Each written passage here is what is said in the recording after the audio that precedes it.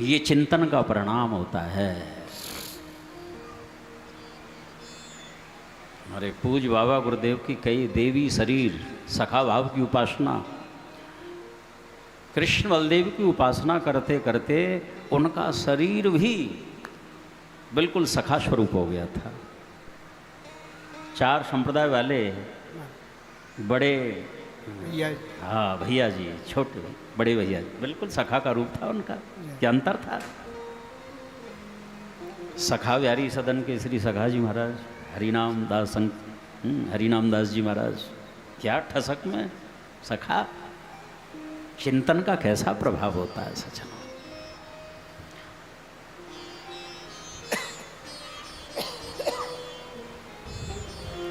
आज ऐसे भगवान जो हैं ब्रह्मचारी बने हैं, महात्मा बने हैं। सुंदर तो वैसे ही हैं, महात्मा और बन गए, ब्रह्मचारी बन गए। महात्माओं का ब्रह्मचारी अलग ही तेज होता है। एक सुंदरता वैसी भी होती है। क्या क्रीम पाउडर क्या क्या पोतते हैं लोग सुंदर बनने के लिए। और ये वो यदि मिट जाए, मक्खी भी नगती हैं फिर।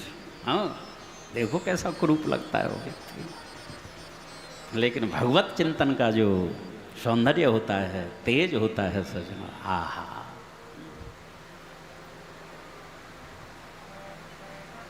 सही पूछो। हाँ, वो कोई ऐसा प्रयोग नहीं करते महात्मा के फलाना साबुन, अमुक सुगंधित तेल आदि, कुछ नहीं। वो चमक ठाकुर की होती है। इसलिए चिंतन हमारा सार्थक होना चाहिए। आज वामन भगवान राजावली के यज्ञ मंडप में पधार रहे हैं। ऐसा सबको रूप का नशा हुआ, देखते ही रह गए। हाय कैसा अनुपम सौंदर्य है। ये कहीं भगवान सूर्यदेव तो नहीं है, ब्रह्मा तो नहीं है, शिव तो नहीं है। महाराज बलि तो हवन करना ही भूल गए। ब्राह्मण जो हैं मंत्रोच्चार करना भूल गए। और जितना भी समाज बैठा था, जितने भी सभासद, पूरी की पूरी भीड़ उधर ही चलने लगी वामन भगवान की ओर। राजा बलि ने अपना मस्तक चरणों में पधारी दिया। बोलिए भक्तवत्सल भगवान की जय। आज राजा बहुत ही गदगदित हो रहे हैं। एक एक रोम जो है खड़ा हो गया, पुलकित हो रहा है शरीर, कंठ गदगद हो गया, प्रेमाश्रु छलक आए आंखों में। दोनों हाथ जोड़ करके चरणों में बैठे हैं कि स्वागतम ते नमस्तुभ्यं ब्रह्मन् क्यों करभामते ब्रह्मर्षीणां तपसाक्ष्यां मन्ये त्वार्य वपुर्धरम्। हे भगवान, मैं आज कृतकृत्य हो गया, धन्य हो गया आपके शुभागमन से। मुझे लग रहा है बड़े बड़े ब्रह्मर्षियों की जो घोर तपस्या होती है, वो तपस्या ही मूर्तिमंत होकर के आप मेरे यहाँ पधारे हैं। अथवा तो मेरे यहाँ पर जो यज्ञ चला हुआ है, पवित्र सात्विक यज्ञ, वो यज्ञ ही पुरुष का रूप धारण करके आपका आगमन हुआ है। बोलिए यज्ञ पुरुष भगवान की जय। आज आपके आने से मेरे जितने भी पितर हैं सब परितुष्ट हो गए, मेरा कुल जो है पवित्र हो गया, प्रशंसनीय हो गया, वंदनीय हो गया। श्री हरि, ये है भागवत की महिमा सज्जनों। तेनेयम वांगमयी मूर्ति प्रत्यक्षा वर्तते हरि। जहाँ पर श्रीमद् भागवत भी विराजमान हो जाती हैं सज्जनों, वो महान तीर्थ होता है। भूमंडल के समस्त तीर्थों का भास होता है वहाँ पर। इसीलिए कितनी भीड़ लगती है परिक्रमा में। देखो एक एक पग चलने का कितना महात्म्य है। प्रदक्षिणा करते हैं हम। राजा बलि के हृदय में वामन भगवान के प्रति ऐसा प्रेम उमड़ रहा है कि अब क्या करूं इनके लिए।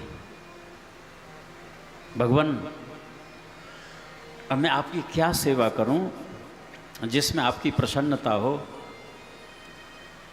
अवसर दें मुझे, जो आपको अभिष्ट हो।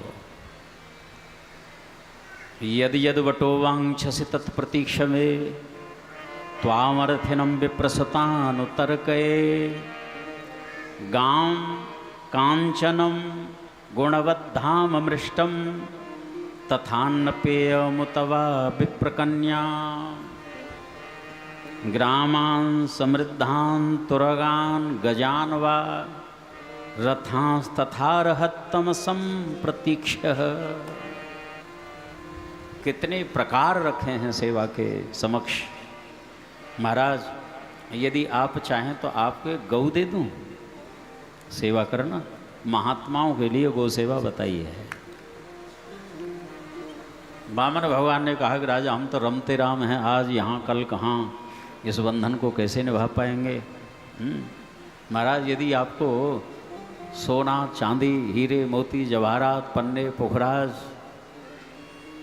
राजा हम ब्रह्मचारी हैं, साधु हैं, क्या मतलब इन चीज़ों से, ये तो सब छोड़ के आए हैं, नहीं चाहिए। यदि आप चाहें तो कुछ ग्राम जो हैं उनका मुखिया बना दूं, किसी द्वीप का मुखिया बना दूं।